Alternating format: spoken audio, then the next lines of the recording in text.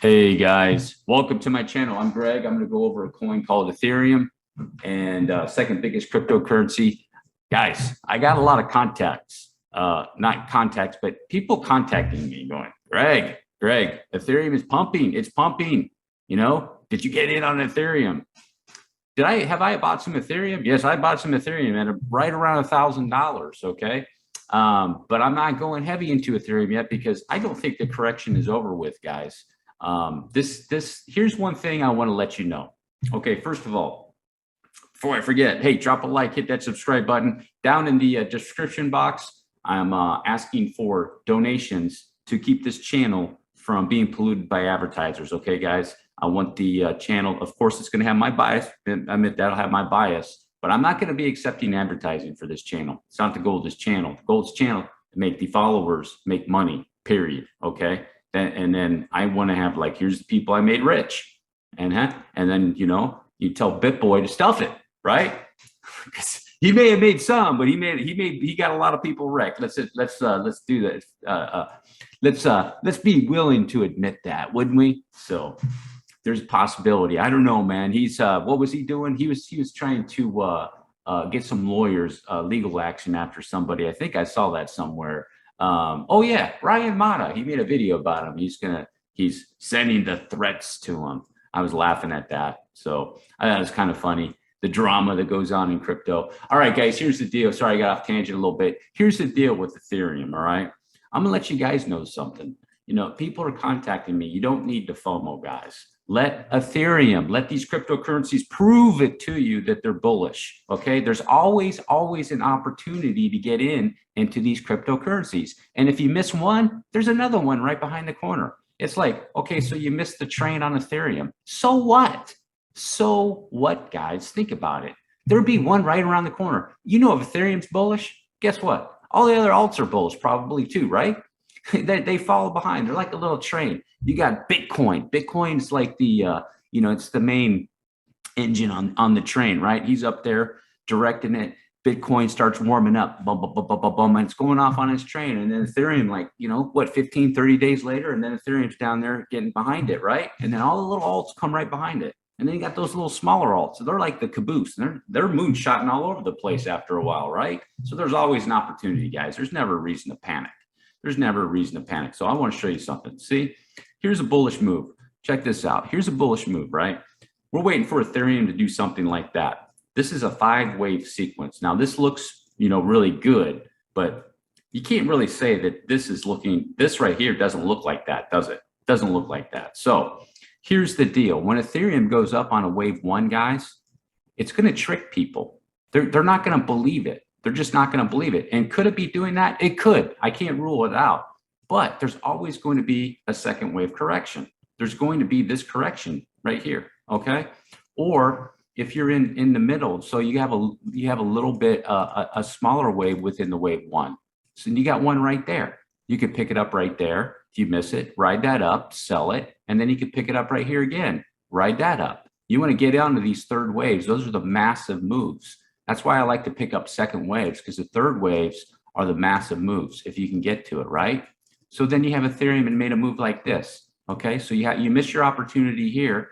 Then you have another one to pick it up over here, and then you can ride that up. Okay, and then you get up here, you see your bearish divergence, you sell it, and you know what's going to happen again, guys? Here's a whole nother sequence, and then boom, it's going to come back down. There's always an opportunity to get into cryptocurrencies, guys. There's no reason to panic. Now, I know some of you guys understand that are following my channel, but there's some that are quite not understand that you can do that with cryptocurrencies. Now, okay, now if you have the move like this, right?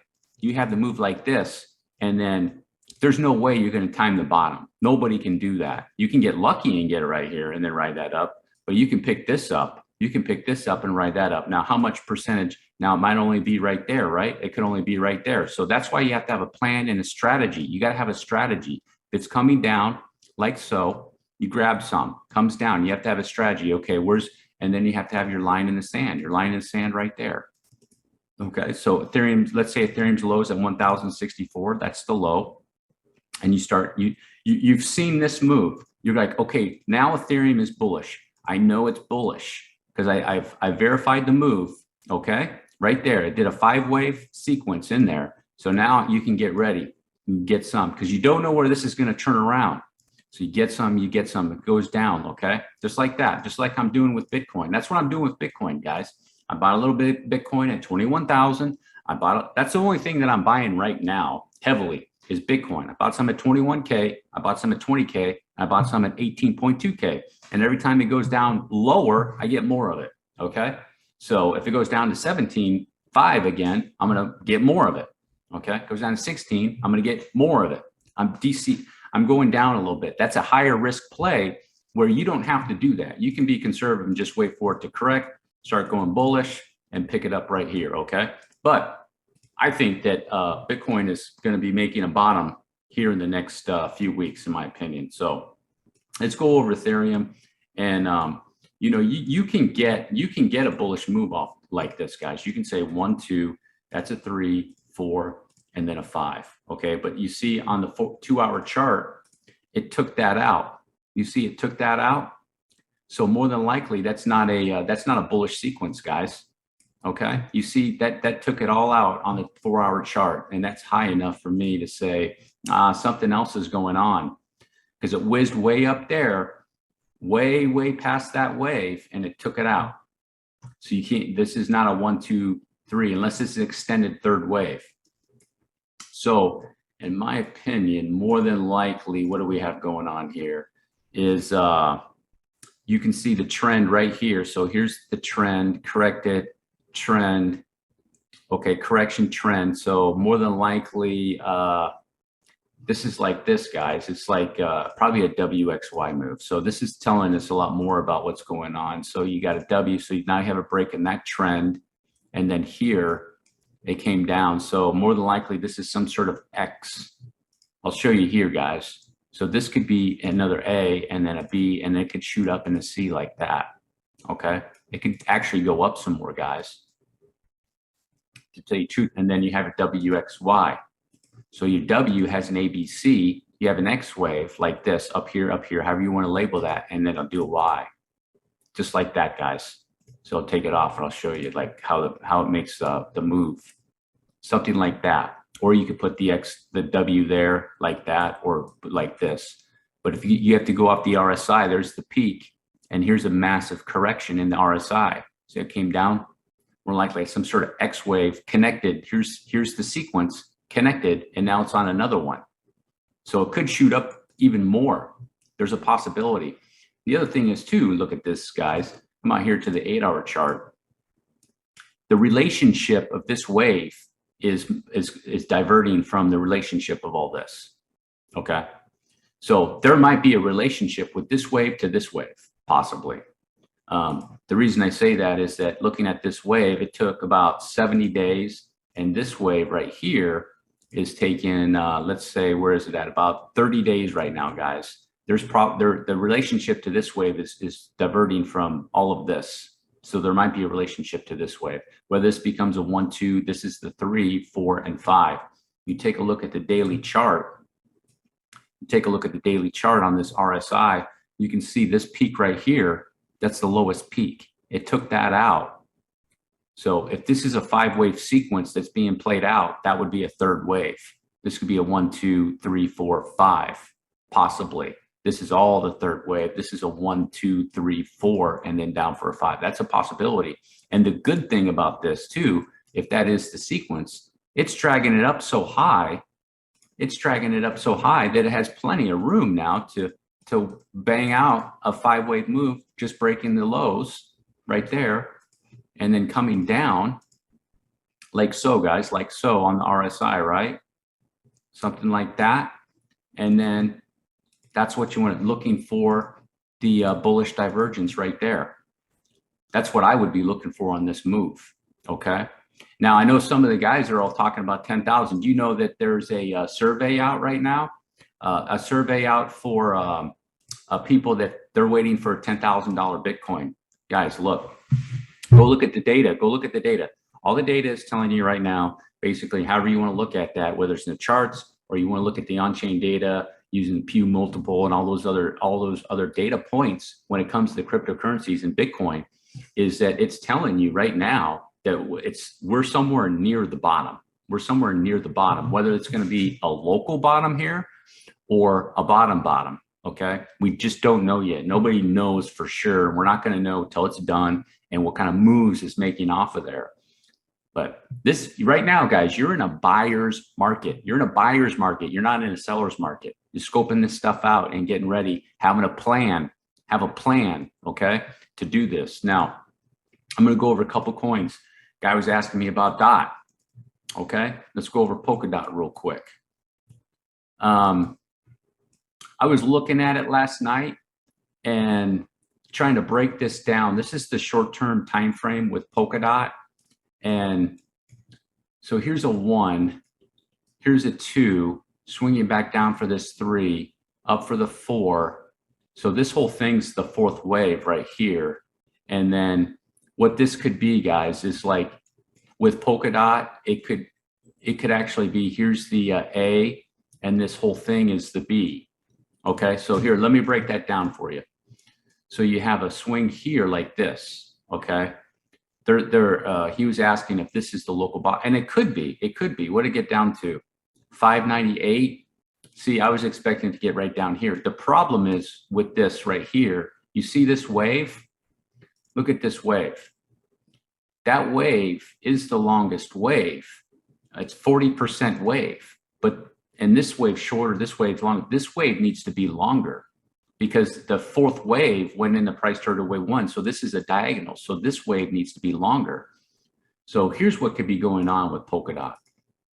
All right, here's a wave, and it could be kind of like an A, B, C, like a flat type move that it's making.